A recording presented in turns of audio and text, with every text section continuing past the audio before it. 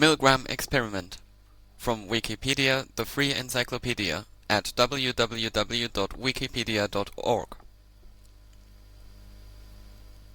The Milgram experiment was a famous scientific experiment of social psychology.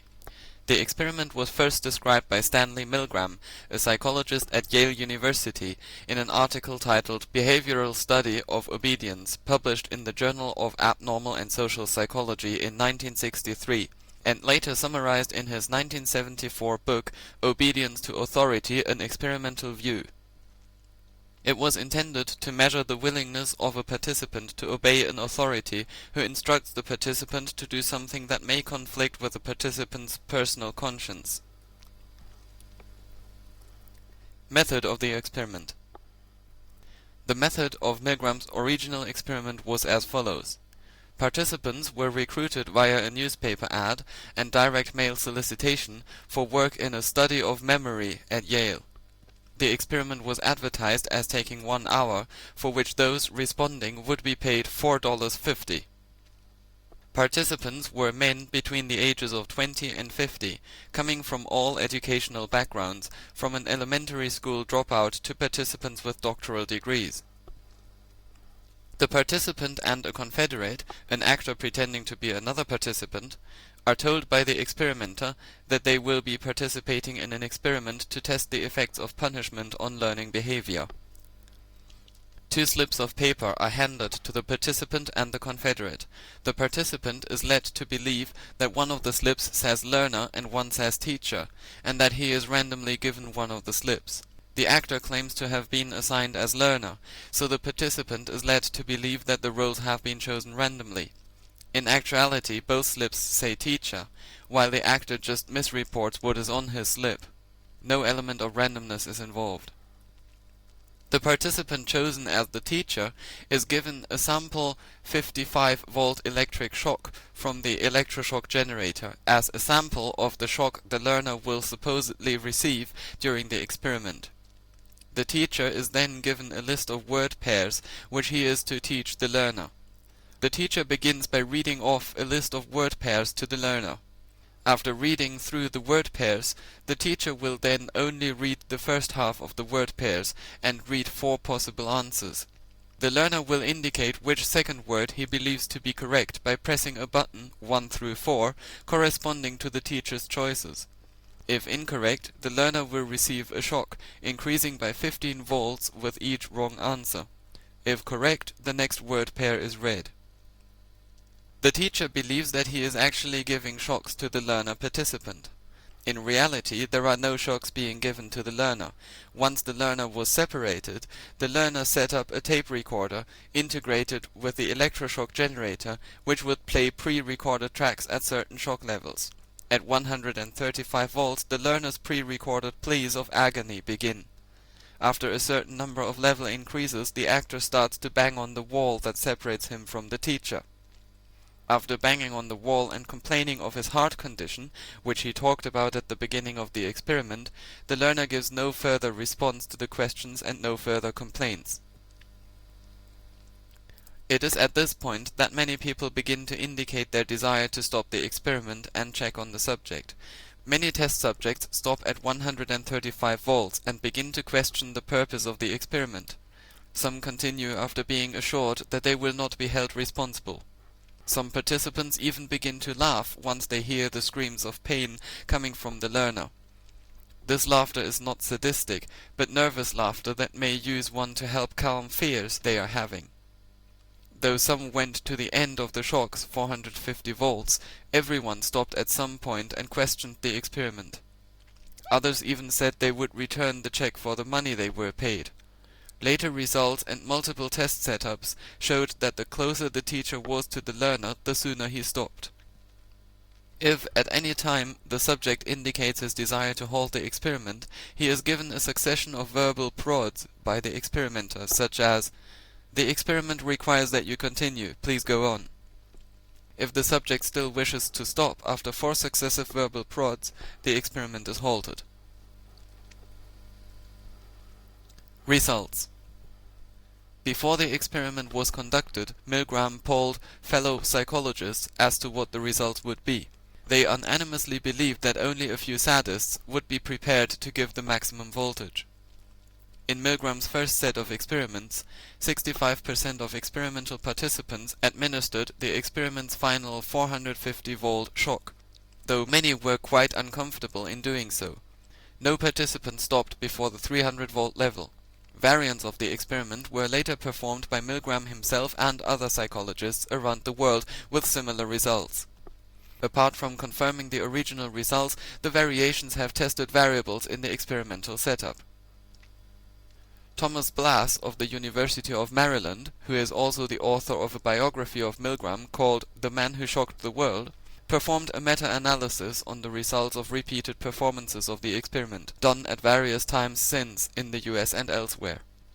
He found that the percentage of participants who are prepared to inflict fatal voltages remains remarkably constant, between 61 and 66%, regardless of time or location. A popular account of Blass's results was published in Psychology Today, March-April 2002. The full results were published in the Journal of Applied Social Psychology, Blass 1999. Reactions. The experiment raised questions about the ethics of scientific experimentation itself, because of the extreme emotional stress suffered by the participants, even though it could be said that this stress was brought on by their own free actions. Most modern scientists would consider the experiment unethical today, though it resulted in valuable insights into human psychology. In Milgram's defense, given the choice between positive, neutral and negative, 84% of former participants contacted later rated their role in the experiment as a positive experience, and 15% choose neutral. Many later wrote expressing thanks. Milgram repeatedly received offers of assistance and requests to join his staff from former participants. Why so many former participants reported they were glad to have been involved despite the apparent level of stress, one participant explained to Milgram in correspondence 6 years after he participated in the experiment during the height of the Vietnam War. Open quote. While I was a subject participant in 1964, though I believed that I was hurting someone, I was totally unaware of why I was doing so. Few people ever realize when they are acting according to their own beliefs and when they are meekly submitting to authority. To permit myself to be drafted with the understanding that I am submitting to authority's demand to do something very wrong would make me frightened of myself.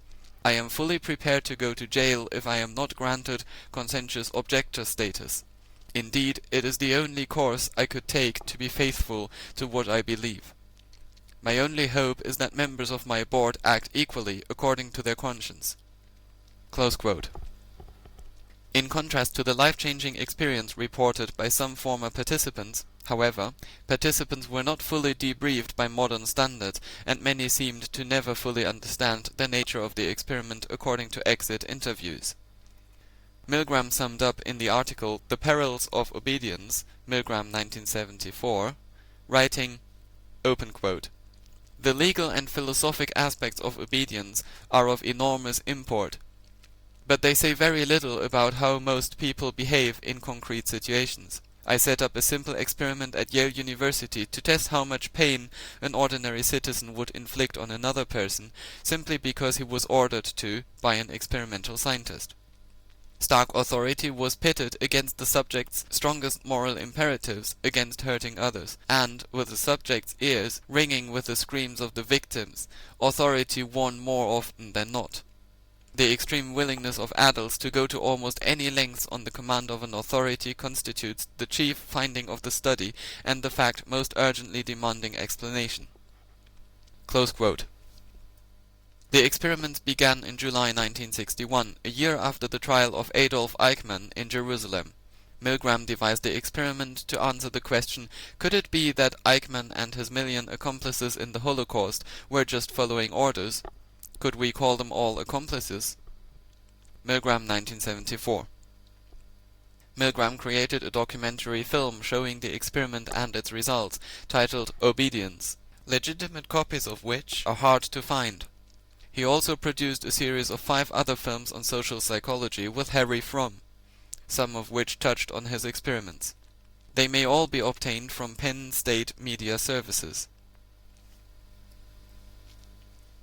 Variations.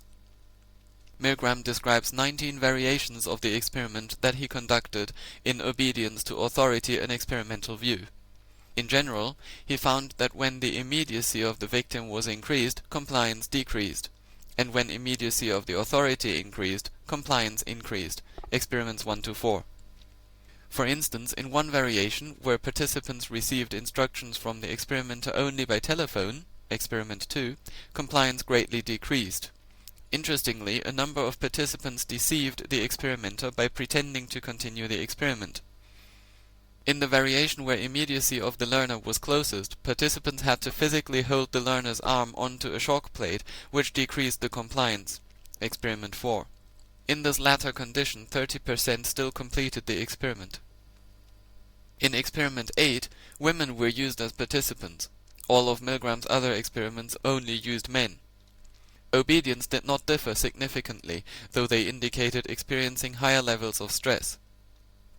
In one version, experiment 10, Milgram rented a modest office in Bridgeport, Connecticut, purporting to be run by a commercial entity called Research Associates of Bridgeport, with no apparent connection to Yale, in order to eliminate the prestige of the university as a possible factor influencing participants' behavior.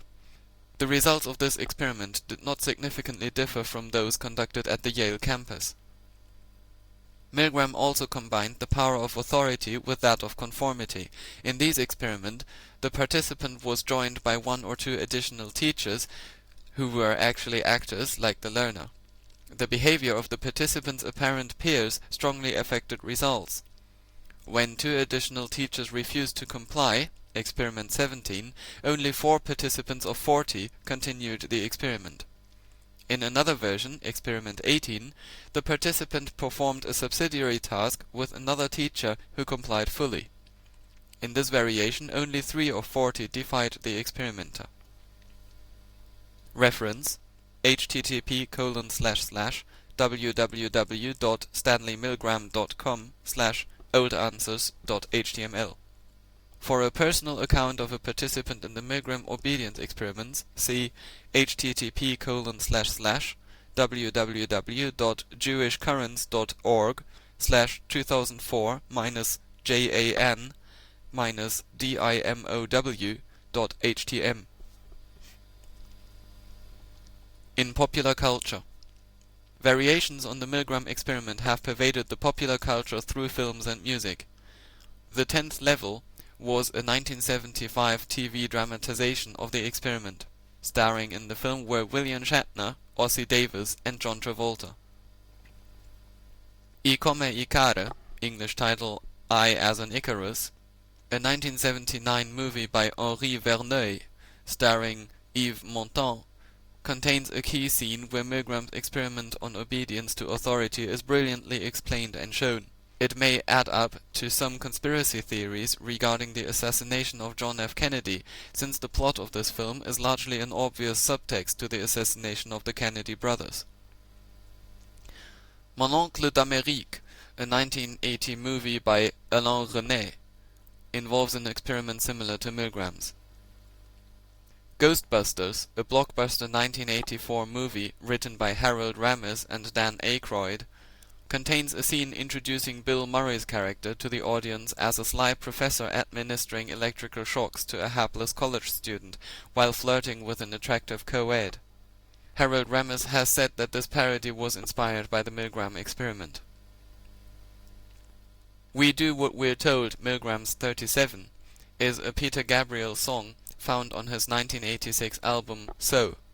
The title refers to the 37 out of 40 participants who showed complete obedience in one particular experiment. External links and references. Blas Thomas, The Milgram Paradigm After 35 Years, Some Things We Now Know About Obedience to Authority. Journal of Applied Social Psychology, 1999, Volume 25, pages 955 to 978. Blas Thomas, 2002, The Man Who Shocked the World, Psychology Today, March-April 2002, Volume 35, Issue 2. Blas Thomas, 2004, The Man Who Shocked the World, The Life and Legacy of Stanley Milgram, ISBN 0738203998. Milgram, Stanley, 1963, Behavioral Study of Obedience, Journal of Abnormal and Social Psychology, 67, 371-378. Milgram, Stanley, 1974, Obedience to Authority, An Experimental View, ISBN 0061319883X. Milgram, Stanley, 1974, The Perils of Obedience, Harper's Magazine, abridged and adapted from Obedience to Authority. Miller, Arthur G., 1986, The Obedience Experiments, A Case Study of Controversy in Social Science, New York, Prager, 295 pages. Parker, Ian, Obedience, published in Granta Magazine, http://www.granta.com, issue 71, autumn 2000, includes an interview with one of Milgram's volunteers and discusses modern interest in and skepticism about the experiment. Wu, William, http://www.ocf.berkeley.edu/tilde/wwu/psychology/compliance.shtml. Practical Psychology, Compliance, The Milgram Experiment. Film. Obedience, May 1962, black and white film of the experiment shot by Milgram, distributed by the Pennsylvania State University Media Sales. The Milgram Reenactment, 2002, color, exact reenactment of the condition of the obedience experiment, created by conceptual UK artist Rod Dickinson.